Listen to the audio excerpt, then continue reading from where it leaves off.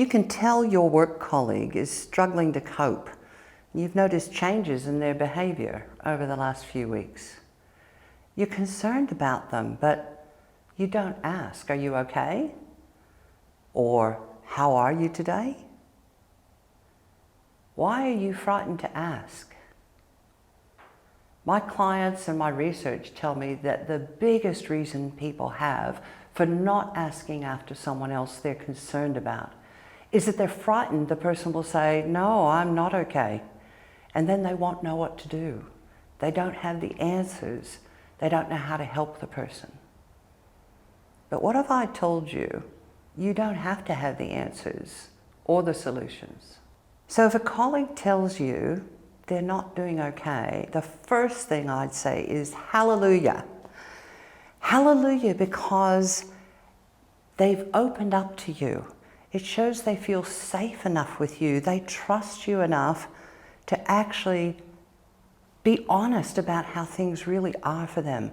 And you might be the only one they feel safe enough to do that with. Your main job is to simply listen. Sure, you may want to ask them a couple of questions to help them keep talking, like, when did you first notice you were feeling this way? Or what health professional might you go see to discuss this further with? But the most important thing is to make sure you listen more than you talk. Secondly, listen without judgment and without thinking of ways to try to fix them. Accept they feel the way they feel, even though you possibly haven't got a clue as to what that would be really like. You might even say, "I have no idea how this must be for you, but I guess it must be really hard."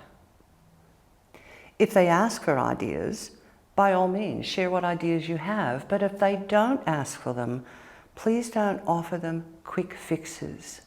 I know this is often done with a spirit of good intent.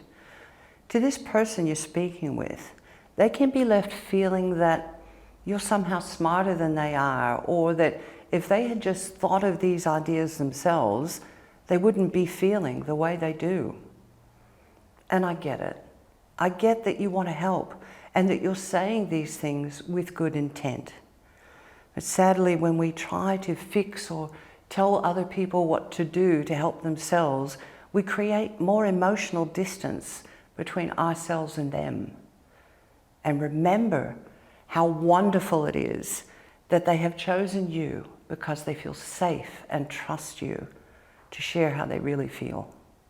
If you're an employer, business leader, or manager, you have a responsibility for looking after not just the physical well-being, but the mental or psychological well-being of your team as well.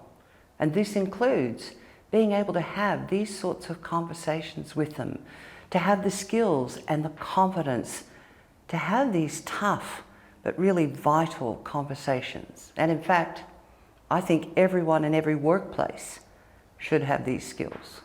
I'm Sandy Gibbons, and I'm on a mission to create better mental health conditions in workplaces, large, small, public, private, capital cities, country regions, or small rural towns.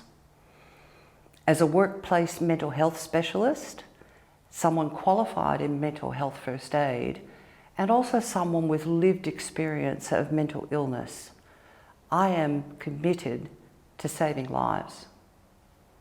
So if you need to learn the skills in how to have these very important conversations with your team, call me. Your role is critical in creating that safety for the employees in your workplace. And you never know. You just might save a life.